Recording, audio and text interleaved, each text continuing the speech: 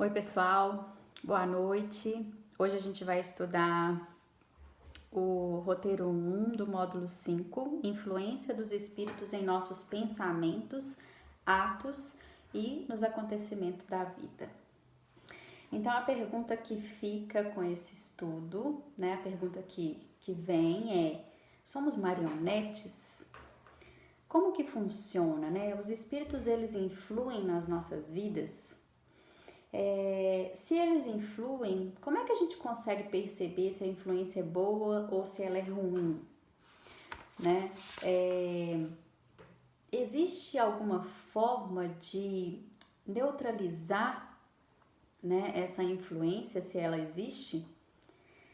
Então a gente vai falar um pouquinho disso hoje e a gente começa o nosso estudo com a questão 459 do Livro dos Espíritos. Então Kardec pergunta: influem os espíritos em nossos pensamentos e atos? E os espíritos superiores respondem: muito mais do que imaginais. Influem a tal ponto que de ordinário são eles que vos dirigem. Então vejam bem, são eles que vos dirigem. Então Kardec nos traz aqui, né, a espiritualidade nos traz, né, que o tempo todo a gente é influenciado pelos espíritos, mas não só isso.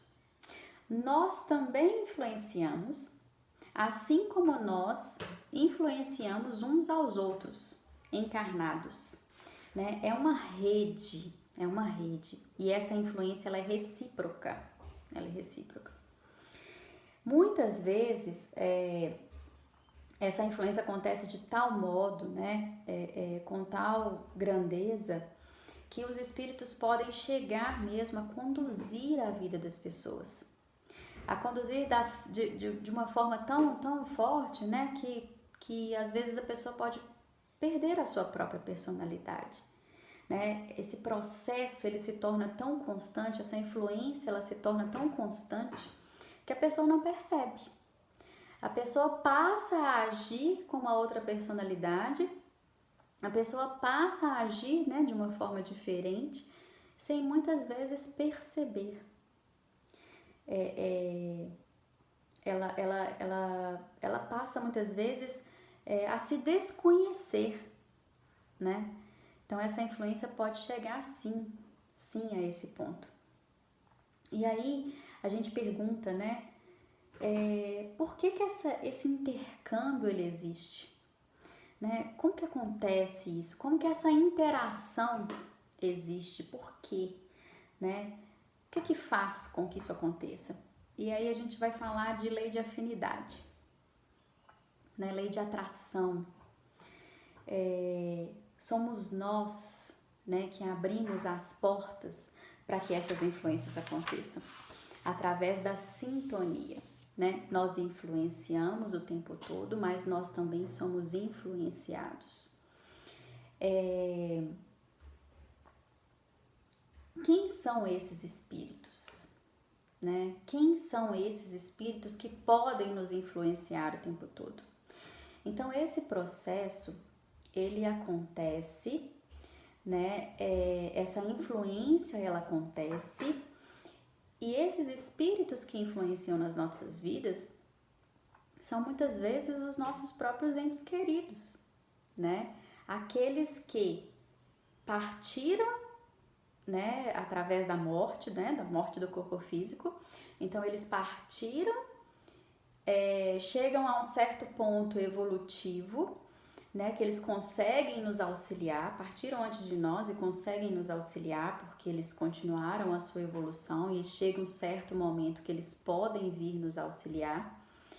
Mas também existem aqueles, por exemplo, que estão aqui, né, apegados à matéria, né, e não conseguem partir, né, querem estar próximos, e essa influência não é tão gostosa assim. Né? Essa influência não é benéfica para nenhum dos dois. Né? Muitas vezes, como eu disse, né, nós interagimos com eles, nós influenciamos eles, porque muitas vezes não deixamos que eles sigam o seu próprio caminho, né? E fazemos com que eles estejam sempre perto de nós, então eles não conseguem seguir. Outros estão muito apegados, né, a esse mundo, muito apegados a nós, muito apegados à matéria e ficam presos por aqui, né? E aí esse intercâmbio acontece e ele não é muito agradável.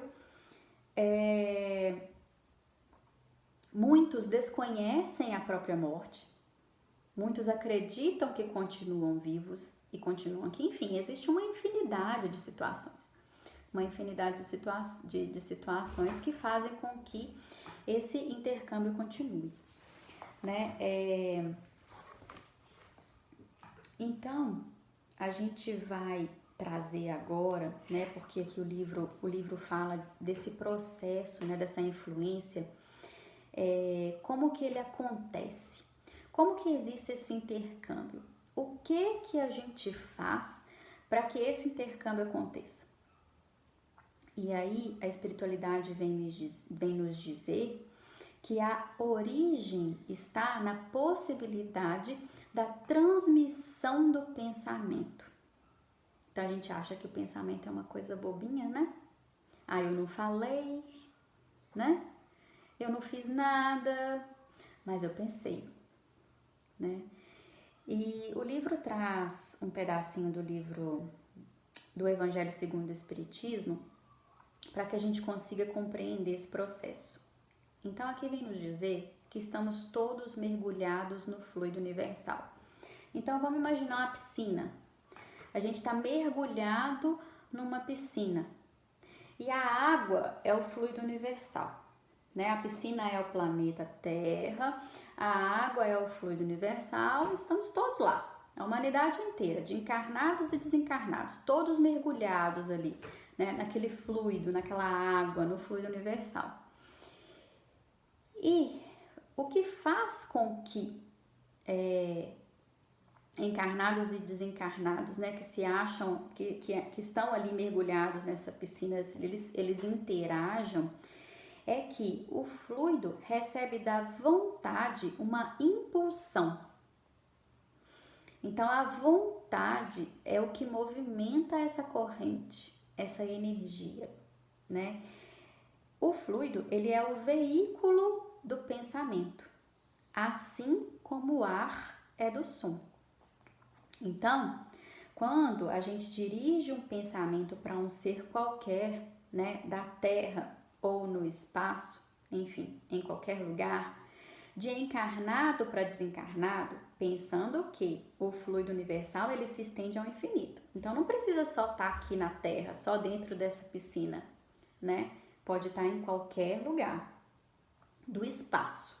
Então quando a gente dirige esse pensamento de encarnado para desencarnado, ou o contrário também, de desencarnado para encarnado, uma corrente fluídica se estabelece entre um e outro, transmitindo de um ao outro o pensamento, como o ar transmite o som. Então vamos aprofundar um pouquinho nesse pensamento, porque é a chave, né, desse nosso estudo. André Luiz, em Mecanismos da Mediunidade, nos Domínios da Mediunidade. Nos Domínios da Mediunidade, ele nos diz o seguinte: pensar é criar, e toda criação tem vida e movimento, ainda que ligeiros, impondo responsabilidade à consciência que a manifesta. Como a vida e o movimento se vinculam aos princípios de permuta, de troca, é indispensável analisar o que damos, a fim de ajuizar quanto àquilo que devamos receber. Então, André Luiz traz para a gente a responsabilidade do que a gente está enviando para o universo, em termos de pensamento. Porque pensamento é criar, pensamento é matéria. Os nossos olhos não conseguem ver o que o nosso pensamento cria. Os nossos olhos não conseguem ver. Mas, em realidade, criamos telas mentais, né? Quando a gente envia através da nossa vontade essa energia, né, essa corrente fluídica através do pensamento, a gente está criando no outro, né, uma interação. E é um bate e volta, por isso que ele fala que é permuta. O que damos, a gente vai receber. Então, os nossos pensamentos, eles geram os nossos atos. E os nossos atos geram pensamentos nos outros. Jesus disse que o nosso coração, onde está o teu tesouro, estará também o vosso coração. Então pensa bem, qual o nosso tesouro?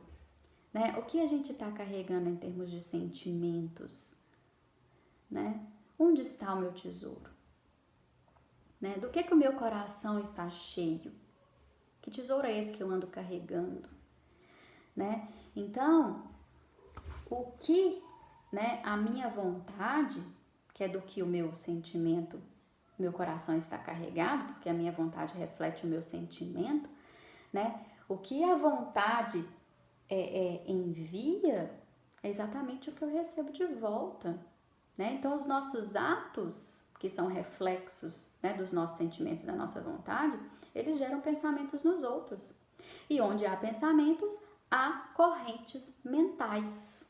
Onde há correntes mentais, existe associação. Emmanuel nos diz o seguinte: a mente humana é um espelho de luz, emitindo raios e assimilando-os. Então, gente, o que a gente emite, a gente também recebe. Muitas vezes a gente olha para uma pessoa, né? A gente não fala nada. Muitas vezes a gente sorri. Mas o nosso pensamento é: eu não te suporto. Eu não te aguento. Nossa, você é isso, você é aquilo, né? Tô sorrindo. Mas a minha mente está ali, um turbilhão, movimentando. E a gente acha que não tem problema nenhum, né? Mas tudo que a gente está pensando está se concretizando. O outro está assimilando os meus pensamentos e retorna para mim de alguma forma.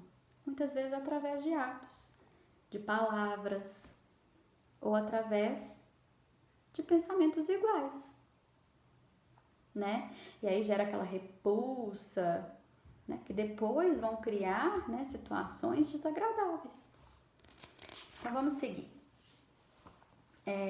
Agora sim, mecanismos da mediunidade. André Luiz nos diz o seguinte: a matéria mental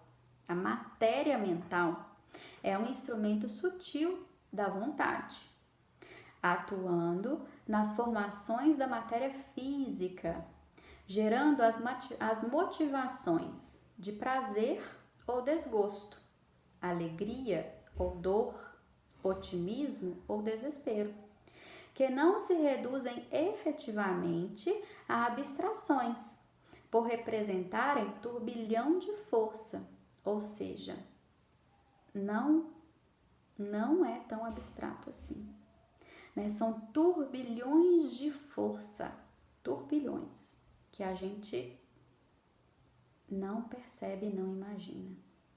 Em que a alma cria os seus próprios estados de mentação indutiva.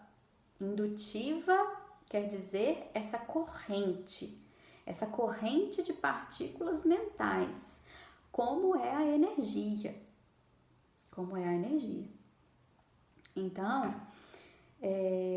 atraindo para si mesma os agentes, por enquanto imponderáveis na Terra, né? Para nós ainda é imponderável, a gente não consegue perceber. Mas sim, atrai para si mesma, luz ou sombra, vitória ou derrota, infortúnio ou felicidade. Então vejam bem essa importância dessa corrente mental, o quanto ela é grande, né? O quanto a gente influi em outros espíritos, encarnados ou desencarnados, e recebemos deles influência também, né? E aí ele continua: estamos ligados em espírito com todos os encarnados ou desencarnados que pensam como pensamos. Então agora a gente consegue perceber, né, essa questão da sintonia. Aqui pra gente fica bem claro, né? O quanto a gente sintoniza através dessa faixa mental. A gente consegue interferir no psiquismo do outro, assim como o outro consegue interferir no nosso pessimismo. Então vamos imaginar aqui agora uma onda de rádio. Um rádio. Tô lá com aquele radinho, procurando, né, uma rádio que toca uma música X que eu gosto. Ah, eu quero ouvir hoje só MPB. Então eu vou procurar aqui uma rádio que tá tocando MPB. Não é assim? Tô lá procurando e tal, achei. Achei uma rádio com a qual eu me afinizo, com aquela que me toca, que eu gosto, que eu me sinto bem, não é? Assim são os nossos pensamentos. É assim, né, que a espiritualidade, os espíritos, né, conseguem interferir nas nossas vidas e nós na dos outros, né? É assim, através desse processo, né, que a gente abre as portas para sugestões de ideias, né, de pensamentos, nos quais nos fazem, nos intuem, né, em qual atitude vamos tomar, em qual escolhas vamos fazer, né? Então, eles necessitam disso, né? Eles necessitam que a gente abra as portas para que essa influência aconteça. Eles precisam que a gente ache o canal da rádio, a rádio X que a gente gosta, né? Que a gente sintoniza através dessa onda, para que essas influências aconteçam. Então, a gente fica pensando, a gente precisa ser médium ostensivo, né? Para que a espiritualidade atue através de nós. Então, Kardec já deixou bem claro que todos nós somos médiums, né? Somos médiums para receber essas influências. Bom, para a gente, né? É muito claro que a espiritualidade age nessa forma de mediunidade ostensiva, né? Através do nosso perispírito, a espiritualidade envia mensagens, né? Se conecta com o nosso campo lá relativo à fala, né? A visão, a audição, né? Ao tato, à escrita, enfim, né? Eles podem agir através dessa matéria sutil, que é o nosso perispírito, para se manifestar, né? Ostensivamente. Mas não só dessa forma, né? Porque todos nós estamos suscetíveis às intuições e às ideias, né, que os espíritos nos sugerem através da intuição, né? E aí a gente fica pensando, então muito bem, essa transmissão de pensamento ela acontece, sim, é fato, é verídico, né? Os espíritos nos esclarecem que sim, a influência, né, nos acontecimentos da nossa vida podem acontecer. Não acontecem, não é podem acontecer, acontecem por meio dessa transmissão de pensamento. Dentro das leis da natureza, é o que o estudo nos traz. Dentro das leis da natureza. Então, quais são essas leis da natureza? Essas leis de atração, essas leis que respeitam o nosso livre-arbítrio, né? Quando eu disse que a gente abre as portas, sim, somos nós que escolhemos, somos nós que decidimos qual porta abrir, né? E E aí, em relação a isso tudo, Kardec vem indagar aos espíritos superiores, né? Como que a gente pode distinguir, né? Se essa intuição, essa sugestão dos espíritos, né? Como é que a gente pode identificar a natureza dessa influência? Se ela procede de um bom espírito ou se ela procede de um mau espírito, né? E aí a espiritualidade é muito clara que o bom senso é nosso. Eles dizem: estudai o caso. Os bons espíritos só para o bem aconselham. Compete-vos discernir. Discernir. Somos nós que precisamos, através do nosso raciocínio, compreender, vigiar, raciocinar o que estamos fazendo, o que estamos sentindo, o que estamos pensando, né? E por quê? Por que será que Deus permite? Por que Deus permite a sugestão dos maus espíritos? A influência dos maus espíritos nas nossas vidas, nos acontecimentos das nossas vidas, nos nossos atos, nos nossos pensamentos, né? E a espiritualidade vem nos dizer que os espíritos imperfeitos são instrumentos próprios a pôr em prova a fé e a constância dos homens na prática do bem. Então, nesse mundo de provas que vivemos, de expiações ainda, né? A gente necessita dessa prova para poder angariar virtudes, para poder nos autoconhecer. E temos a ferramenta preciosa é o Evangelho, né? Esse roteiro precioso, ele é o Evangelho. Então, nós precisamos nos autoconhecer, nós precisamos estudar mais, vigiar mais, para compreender esses instrumentos de provas que Deus coloca nas nossas vidas. Porque, como eu disse, quem abre as portas somos nós, para o bem e para o mal, né? Então, aí eles completam os espíritos.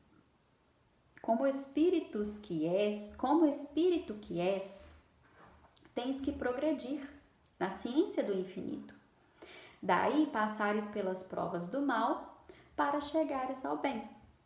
A nossa missão consiste em te colocarmos no bom caminho, né? Então, essas influências más que nós atraímos são exatamente os espíritos que nós alimentamos. E eles são importantes? São, porque as provas que nos chegam nos trazem grandes aprendizados. Então, se Deus permite a influência dos maus espíritos, né, é porque ainda nós temos muito a aprender, né? Então, aí ele completa: Deus confia à nossa consciência a escolha do caminho, né? E a liberdade de ceder. Então, a liberdade, né? O livre-arbítrio, Deus compete a nós. Onde estão as leis de Deus? Na nossa consciência, né? Então, nós precisamos refletir e ficar cada vez mais atentos, né, ao que é bom e o que é ruim, né? Compete exclusivamente a nós neutralizar a influência dos espíritos imperfeitos, praticando o bem, né? E pondo em Deus toda a vossa confiança. Quando a gente começar a praticar o bem, colocar em Deus toda a nossa confiança, né? A gente vai começar a repelir, né? Essas más sugestões, esses maus espíritos. E aí ele vem falar, né? A gente vai repelir, né? Esses espíritos que nos insuflam as paixões más. Então, a gente tem que começar a perceber, né? Nas nossas ações, nos nossos pensamentos, nos nossos sentimentos, né? O que está ligado ao orgulho, né? Quando estamos tendo a necessidade da vaidade, quando ainda estamos agindo no egoísmo, somos nós que precisamos conhecer isso dentro de nós, né? Analisar dentro de nós. Quando o nosso caminho está voltado, né, para esse lado de sentimentos ainda de más paixões, né? E quando os nossos pensamentos e sentimentos estão voltados para o bem. E aí vem a doutrina, essa doutrina maravilhosa que veio trazer para a gente o evangelho redivivo, né? O evangelho redivivo, o evangelho de uma maneira tão simples e tão mais fácil de entender, tão mais fácil de compreender. Mas a busca é nossa. Buscai e achareis, né? Batei e abri-se-vos-á. Então somos nós, né? Como Jesus disse, né? Vós sois deuses, podeis fazer o que faço e muito mais. Então a gente precisa começar a compreender esse poder que há em nós, esse poder de herdeiros da criação que somos, né? Hoje eu estava fazendo o evangelho e eu abri na parábola da figueira seca, da figueira seca, e esse estudo do pensamento me veio muito à mente, né? Porque Jesus amaldiçoa a figueira que não tinha frutos. E Pedro diz para Jesus, né? Olha, Senhor, aquela figueira que o Senhor amaldiçoou ontem, olha como é que ela está seca até a raiz. E aí Jesus fala, vocês precisam compreender que esse é o poder da fé, né? Quando disser a uma montanha, vai-te daqui e ali, ela irá, né? Então esse é o poder que nós temos. Então veja bem, somos poderosos sim, somos filhos de Deus, né? Nós estamos rumando a essa perfeição relativa, não a perfeição de Deus, mas cada dia, né, buscando mais a perfeição que conhecemos do Cristo, porque é o Espírito mais perfeito que conhecemos. Então, se podemos fazer o que Jesus fez e muito mais, o nosso pensamento é poderoso sim, a nossa fala é poderosa. E qual que é a raiz? É o nosso sentimento, é a nossa vontade. A vontade é esse impulso, a vontade é que movimenta todo esse fluido energético, né, do nosso pensamento. Quando a gente exterioriza através da fala, né, através da ação, muita gente fala assim, né, palavras não tem volta. Gente, pensamento tem volta. Volta exatamente o que a gente enviou, né? A palavra a gente só exteriorizou, mas o nosso pensamento sim vai e volta. Tem um poder gigantesco, né? Então, quando Cristo amaldiçoou ali aquela figueira, ela secou inteira, né? Ele está demonstrando ali o poder, né, da nossa fé, da nossa fala, do nosso sentimento. Quando a gente faz uma oração, né, fervorosa, a gente percebe esse poder, né? É o poder do pensamento, é o poder do sentimento. E ele vale para o bem e ele vale para o mal.